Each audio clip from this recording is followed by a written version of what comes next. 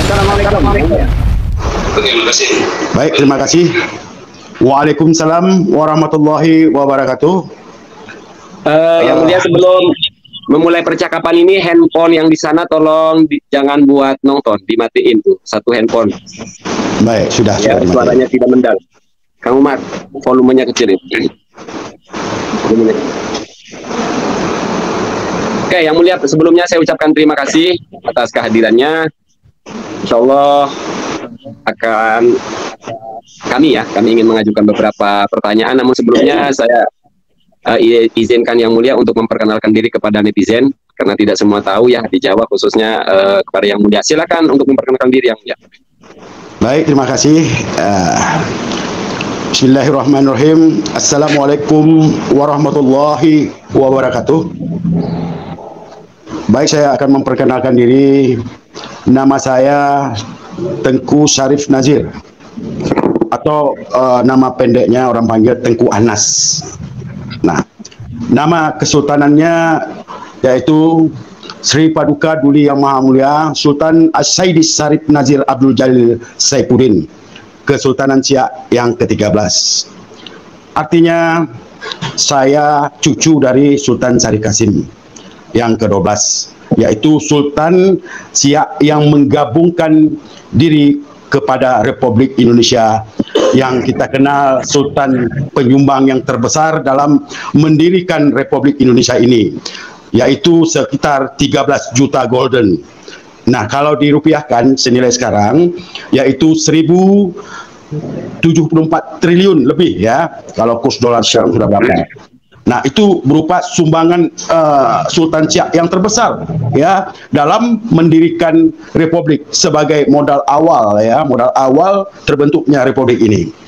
Berarti jadi, yang mulia, ya, saya ceritakan sedikit, Kesultanan Siak ini merupakan kesultanan ya yang berdaulat penuh ya, karena Kesultanan Siak merupakan kesultanan yang terbesar andilnya dalam mendirikan republik. Tadi saya sampaikan sebagai penyumbang modal awal yang terbesar, juga penyumbang APBN dari republik ini terbentuk republik ini dari awal sampai sekarang penyumbang APBN yang terbesar. Nah, artinya nyawa di republik ini terletak di tangan kita. Demikian, Mas Maisa. Oke, terima kasih yang mulia. Itu nilai yang tadi disebutkan oleh yang mulia, itu nilai yang ketika pertama kali diberikan ya, ketika awal berdirinya Indonesia.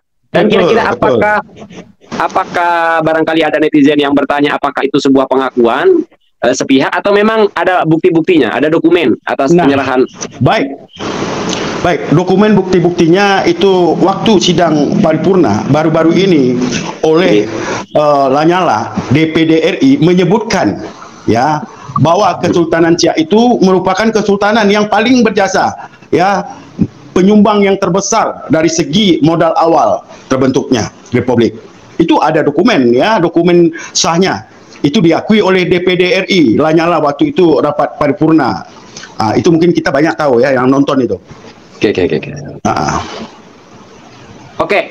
Selain itu, ketika Indonesia itu berdiri, apakah Siak ini memiliki pemasukan kepada Indonesia negara? Kira-kira sumber daya apa aja yang dimiliki Siak? Nah, itu pertanyaan bagus, Mas ya. Jadi Kesultanan Siak ini kesultanan penyumbang APBN yang terbesar dari Republik Indonesia ini berdiri sampai sekarang ya. Itu kita bisa cek data dari Republik ini bahwa APBN terbesar penyumbangnya dari Riau, merupakan wilayah Kesultanan Siak. Jadi Kesultanan Siak ini wilayahnya lebih besar daripada Provinsi Riau. Nah, karena Kesultanan Siak meliputi daerah jajah takluknya itu Temiang Aceh, tahu Temiang Aceh itu udah wilayah Kesultanan Siak yang berada di barat ya, sampai Borneo, Kalimantan. Nah, juga termasuk semenanjung Malaysia. Jadi Kesultanan Siak ini merupakan kesultanan yang terbesar dalam republik ini. Nah, itu kita bisa buktikan dengan data semuanya. Oke, menarik sekali yang mulia. Nah, kita tahan dulu untuk pembahasannya sekarang. Kita ingin mengulang sejarah dulu, karena tidak semua anak bangsa yang mulia mengerti sejarah awal berdirinya bangsa. Nah, segitu besarnya sumbangsih Kesultanan Siak kepada bangsa Indonesia di kala awal berdiri. Kira-kira setelah berdirinya Indonesia, kira-kira sampai hari ini apa perhatian pemerintah kepada para raja dan sultan, atau para raja dan sultan ini memang sengaja disingkirkan oleh mereka? Monggo, Yang Mulia. Baik, ya, terima kasih. Pertanyaan yang bagus sekali ya. Jadi ini jujur ya, saya selaku pewaris ya, apa yang kami dapat ya, apa yang kami dapat dari bergabungnya Kesultanan Siak kepada Republik, ya, itu pertanyaan bagus. Ini apa yang saya rasakan ya. Kesultanan Siak merupakan kesultanan yang dilecehkan oleh pemerintah pusat, padahal Siak ini merupakan sebuah pusat pemerintahan yang kemudian ya, sumbangan atau jasa tadi ini yang awalnya diberikan yang namanya daerah swapraja atau istimewa sama seperti Jogja, kemudian dicabut sebelah pihak. Artinya itu hanyalah iming-iming, terjadi pengkhianatan di sini. Nah, kami merasa ya tidak ada sama sekali perhatian pemerintah terhadap ahli waris, bahkan cenderung merampas hak perdata kami selaku ahli waris. Contoh ya, seperti bandara, kalau pernah ke Pekanbaru ke Riau, nama bandaranya Sultan Syarif Kasim ya, itu dari tanahnya, dari namanya ya, semua digunakan nama dari kita punya datuk. Tapi apa yang kami dapatkan? Sama sekali tidak ada ya. Seperti universitas ya, nama juga. Ini seolah-olah apa yang saya rasakan selaku waris dari Sultan Syarif Kasim ya, seperti orang kalah perang. Bergabung dengan Republik ini seperti orang kalah perang. Semua hak perdata kami dirampas dengan cara tidak sah. Itu yang saya rasakan. Bahkan istana, jelas-jelas istana kita, jelas-jelas ada surat wasiat yang menjelaskan, yang membangun semua datuk kita ya, bukan pemerintah loh.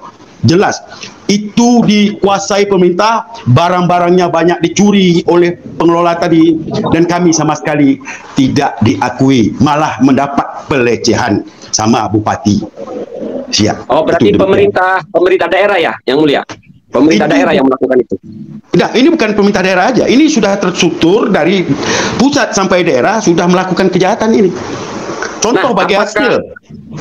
Dari bahasa yang tadi Yang Mulia sampaikan, apakah itu berarti boleh kita asumsikan bahwa pemerintahan Republik ini sudah melakukan kejahatan kemanusiaan terhadap tadi soal perdata, Yang Mulia? Apakah itu bisa kita asumsikan sebagai kejahatan kemanusiaan? Jelas sekali ini suatu kejahatan ya, kalau kejahatan kemanusiaan, karena menghilangkan hak perdata kita selaku ahli waris, seluruh aset-aset kita baik punya kepunyaan pribadi ataupun punya kesultanan, semuanya dirampok atau diambil oleh pihak pemerintah sebelah pihak ya. Jadi kalau menurut saya ini tidak ada alasan ya, siapapun yang merampas hak perdata kita, baik negara, pemerintah, swasta maupun perorangan yang mengambil tadi ini.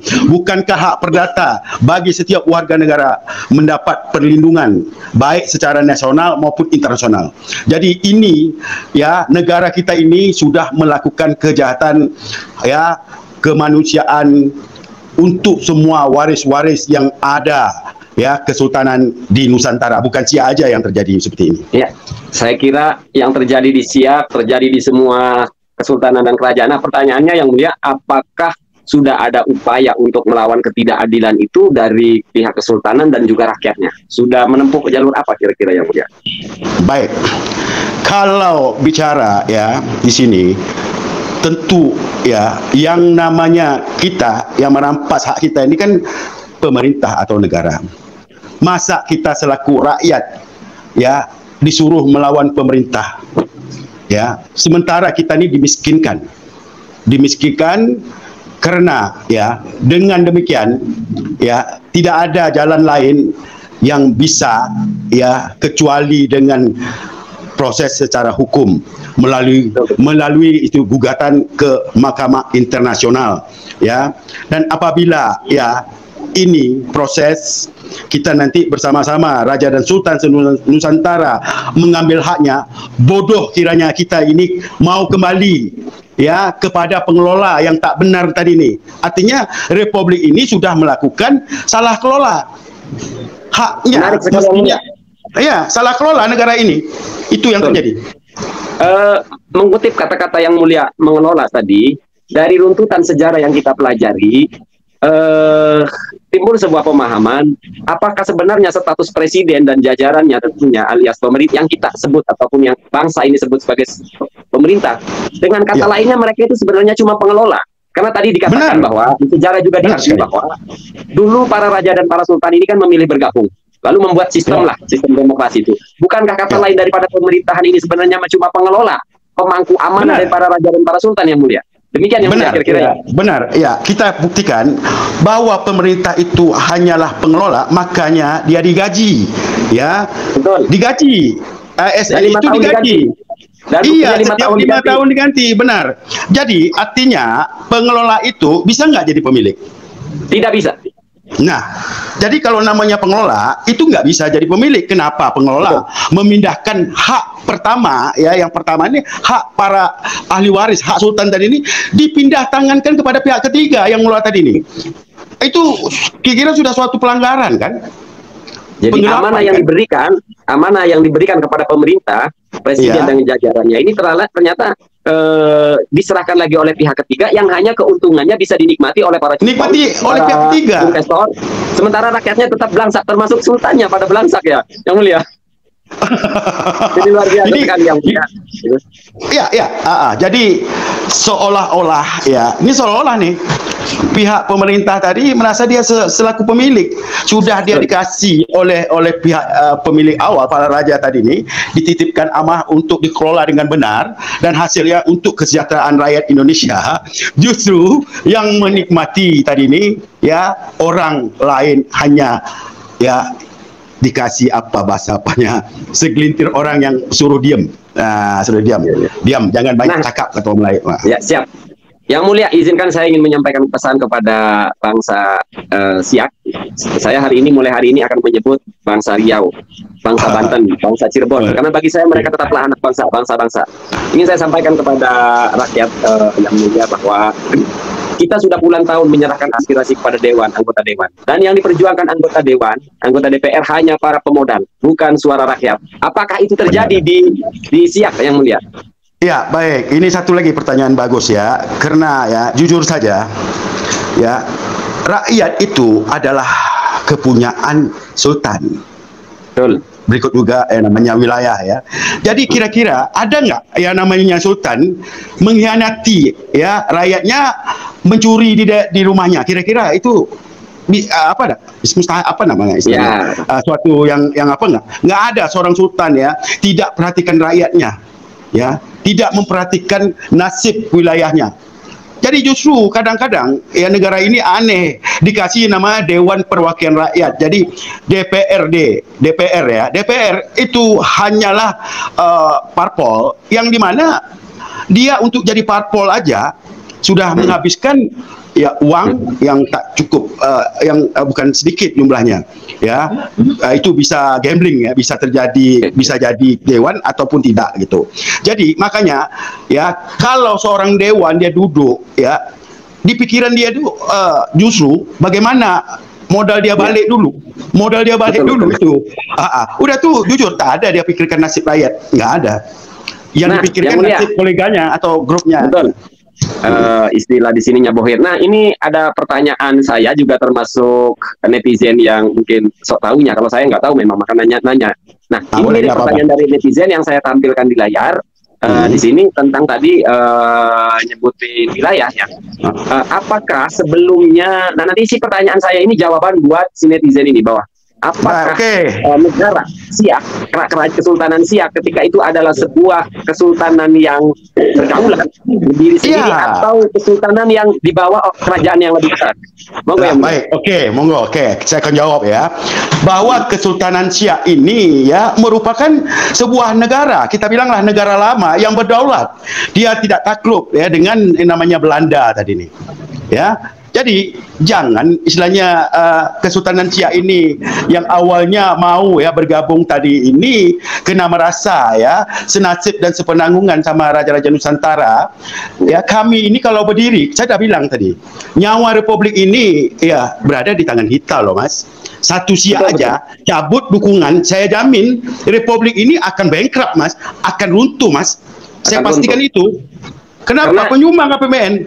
Penyumbang APBN yang terbesar kita loh. Jadi Siak ini merupakan sebuah negara besar yang lama.